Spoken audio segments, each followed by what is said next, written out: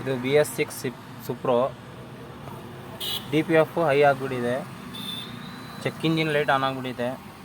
ಗಾಡಿ ಸ್ಟಾರ್ಟ್ ಮಾಡಿದ್ರು 20 ಮೇಲೆ ಹೋಗ್ತಾ ಇಲ್ಲ.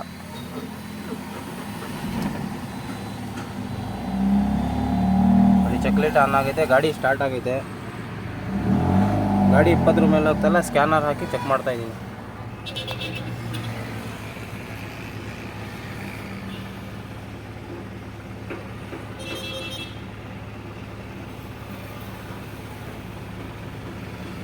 DPF ಸೂಟ್ ಮಾಸ್ ಹೈ ಅಂತ ಐತೆ, ಕರೆಂಟ್ನಲ್ಲಿ ಐತೆ. ಇದು ಹೈ ಆಗಿಬಿಟ್ಟಿರೋದು ಸೂಟ್ ಮಾಸು. ಇದು ಕ್ಲಿಯರ್ ಮಾಡಬೇಕು. ಚೆಕ್ ಮಾಡೋಣ.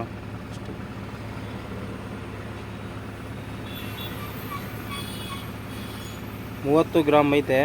ಇದು ರೀಜನರೇಷನ್ ಕೊಡಬೇಕು. ಆಲ್ರೆಡಿ ನಾನು ಗಾಡಿ ಹೀಟ್ ಮಾಡ್ಕೊಂಡಿದ್ದೀನಿ ನೋಡಿ. ನಂದು ಹೀಟು 70-90 ಐತೆ.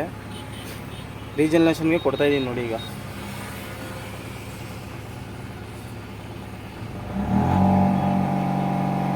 ರೀಜನರೇಷನ್ ಸ್ಟಾರ್ಟ್ ಆಗೈತೆ. ಕಂಪ್ಲೀಟ್ ಆದಮೇಲೆ ಚೆಕ್ ಮಾಡಿಸ್ತೀನಿ ನೋಡಿ. ರೀಜನರೇಷನ್ ಆಗಿ ಕಂಪ್ಲೀಟ್ ಆಗಿದೆ. ಚೆಕ್ ಮಾಡೋಣ ಈಗ.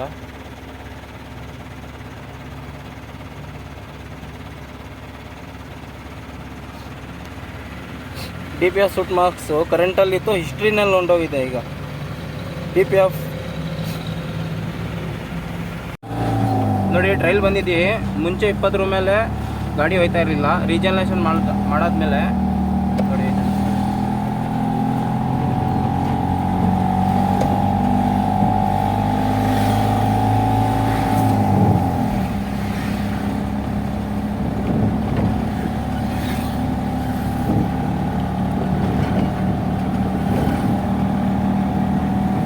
ನಾವು ಹೆಂಗೆ ಓಡಿಸ್ತೀವಿ ಹಂಗೆ ಹೋಯ್ತದೆ ಈಗ.